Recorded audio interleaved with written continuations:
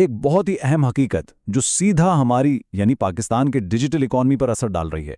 सुनने में शायद थोड़ा सख्त लगे, लेकिन अगले साल तक वो रिवायती आउटसोर्सिंग मॉडल बिल्कुल पुराना और बेअसर होने वाला है जिस पर यहाँ की फ्रीलांस इकॉनमी खड़ी है। अगर अभी भी मैनुअल लेबर पर इन्हिसार है तो आमदनी वाकई खतरे में है। पाकिस्तान में तकरीबन 23 लाख फ्रीलांसर्स हैं। 2027 की इस तब्दीली में सर्वाइव करने के लिए ना अब सिर्फ एक डिजिटल वर्कर रहना काफ़ी नहीं है, एक एआई का स्ट्रेटेजिक आर्किटेक्ट बनना लाजमी हो चुका है और वक्त वाकई तेजी से हाथ से निकल रहा है। एक वक्त था राइट, जब यहाँ का सबसे बड़ा फायदा सस्ती कीमत या डेवलपिंग वर्ल्ड प्राइसिंग होती थी, कम दाम में बेहतरीन काम। लेकिन अब जरा सोचिए, जब एक एआई टूल सिर्फ $20 महीना में दस्तयाब हो, जो 24 घंटे काम करे और जिसे लोड शेडिंग का भी कोई मसला ना हो, तो सस्ते मैनुअल लेबर पर कोई जवाब ही नहीं बनता। सच बात तो यह है कि यह मैथ्स अब बिल्कुल काम नहीं करता। पुरानी इक्वेशन अब प्रैक्टिकली जीरो हो चुकी है। और अगर लगता है कि ये सब दूर मुस्तकबिल की बातें हैं, तो इस 60% की गिरावट पर जरा गौर कीजिए। ये कोई छोटी मोटी तब्दीली नहीं है। सिर्फ पिछले 12 महीनों के अंदर फाइवर जैसे रिवायती फ्रीलांस जायंट्स की स्टॉक वैल्यू में ये ज़बरदस्त कमी आई है। ये इस बात का वाज़ेह और पक्का सबूत है कि ग्लोबल मार्केट हमेशा के लिए बदल चुकी है और पुराने तरीके अब आउटडेटेड हैं। तो इस डिजिटल पैराडाइम शिफ्ट को समझने और एक हाई वैल्यू कंसल्टेंट बनने के लिए आज हम इस ब्लूप्रिंट पर बात करेंगे।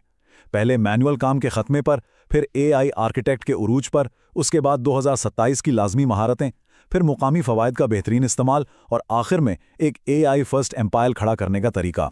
शुरुआत करते हैं पहले हिस्से से, मैनुअल काम का खात्मा यानी डिजिटल लेबर का मुकम्मल जवाल। डेटा बिल्कुल झूठ नहीं बोलता। 2026 की शुरुआत आते आते ही basic data entry, standard content writing और बेसिक कोडिंग जैसी एंट्री लेवल जॉब्स लगभग गायब हो चुकी हैं। यहां देखें तो एक्टिव बायर्स 3.6 मिलियन से गिरकर सीधा 3.1 मिलियन रह गए हैं और ऑटोमेशन प्रोन जॉब्स में 21% कमी आई है। असल मुद्दा क्या है? ग्लोबल क्लाइंट्स अब घंटों के हिसाब से पैसे नहीं देना चाहते। उन्हें अब फौरन फास्ट और बेहतरीन एआई जनरेटेड आउटपुट चाहिए। इस तब्दीली की शिद्दत देखनी हो तो क्लारना और दुकान के केस स्टडीज को ही ले लीजिए। क्लारना ने अपने 700 फुल टाइम एजेंट्स का काम सिर्फ 1 महीने के अंदर एआई के हवाले कर दिया। नतीजा, रेजोल्यूशन टाइम 11 मिनट से गिरकर सिर्फ 2 मिनट रह गया।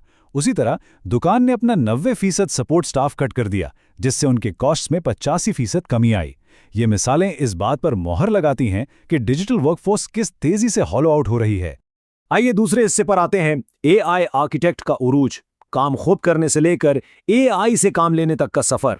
यहां पर अपना माइंडसेट तब्दील करना सबसे अहम है। एक तरफ है द डिजिटल लेबरर जो मैनुअल काम करता है, घंटों के हिसाब से चार्ज करता है और सस्ती कीमत पर मुकाबला करता है। ये मॉडल अब पूरी तरह फेल हो चुका है।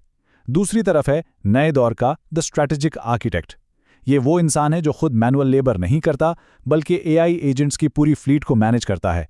वो फाइनल आउटपुट वैल्यू के मुताबिक चार्ज करता है और उसका मुकाबला लो प्राइस पर नहीं बल्कि एल्गोरिथमिक स्पीड पर होता है। ये स्ट्रैटेजी वाकई निहायत मुनाफा बख्श है। और यही वजह है कि आज के दौर में वर्कफ्लो इंजीनियरिंग सबसे ज़्यादा प्रॉफिटेबल स्किल बन चुकी है।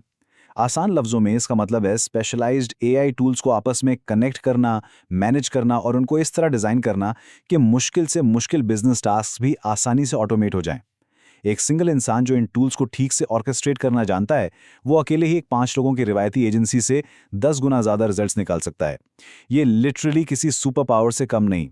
इस बात को एक नंबर से समझते हैं। 26.08% तहकीक बताती है कि गिटहब को पायलट जैसे एआई को पायलट्स इस्तेमाल करने से प्रोफेशनल्स के कंप्लीटेड टास्क में इतना ज़बरदस्त इजाफा देखा गया है। ये सीधा सा हिसाब बताता है कि एआई अगर सही तरीके से एक को पायलट की तरह इस्तेमाल हो तो एक अकेले इंसान की औकात और आउटपुट किस हद तक बढ़ सकती है। अब आते हैं तीसरे हिस्से की तरफ, the 2027 high value skills map, वो असनाद जो अब मुस्तकबिल के लिए बिल्कुल लाजमी हैं। अगले 18 महीनों में अगर इस totally AI driven global market में रेलेवेंट रहना है तो ये मैंडेटरी क्रेडेंशियल्स लाजमी चाहिए होंगे। मसलन प्रॉम्प्ट इंजीनियरिंग 2.0, सिर्फ सिंपल इंस्ट्रक्शंस नहीं बल्कि रॉ आइडियाज से पॉलिश्ड और लोकलाइज्ड आउटपुट्स निकालने का फन। फिर आती है एल्गोरिथमिक ओवरसाइट, यानी एआई की लॉजिक को अपने हिसाब से अलाइन करना ताकि एक्यूरेसी बरकरार रहे और एआई कुछ गलत ना सोचे। और फिर आरएजी इंटीग्रेशन, जहां एआई को स्पेसिफिक डेटाबेसेस से कनेक्ट करके high and secure enterprise solutions बनाए जाते हैं। अब सिर्फ किसी प्रोग्रामिंग लैंग्वेज का सिंटैक्स याद करना काफी नहीं, असल पावर एआई मॉडल्स की आर्किटेक्चर और उनके पीछे की लॉजिक समझने में है। चौथा हिस्सा, leveraging the local advantage. Pakistan की मुनफरिद हैसियत को इस ग्लोबल मार्केट में कैसे कैश किया जाए। खैर, हकीकत ये भी है कि पूरे रॉ एआई हर काम परफेक्टली नहीं कर सकती। यहाँ पाकिस्तानी प्रोफेशनल्स के पास एक बहुत ही यूनिक एडवांटेज है। वो वेस्टर्न टेक्नोलॉजी और अपनी लोकल इमर्जिंग इकोनॉमी के दरमियान एक ज़बरदस्त ब्रिज बन सकते हैं। मसलन एआई के आउटपुट्स में डीप कल्चरल इंटेलिजेंस और रीजनल न्यूआंसेस को इंजेक्ट करना, या फिर लोकल उर्दू डेटा सेट्स पर लैंग्वेज मॉडल्स को फाइन ट्यून करना। ये वो अल्टीमेट क्वालिटी फिल्टर है जो कोई भी स्टैंडर्ड एआई खुद से रेप्लिकेट नहीं कर सकती। इंटरनेशनल कंपनीज को ऐसी ही स्पेसिफिक महारत चाहिए जो उनके हाई टिकट प्रोजेक्ट्स को महफूज रखे। और एक अहम बात यह भी है कि एआई सिर्फ क्लाउड में नहीं चलती, उसकी भी फिजिकली ग्राउंड रियलिटीज होती हैं।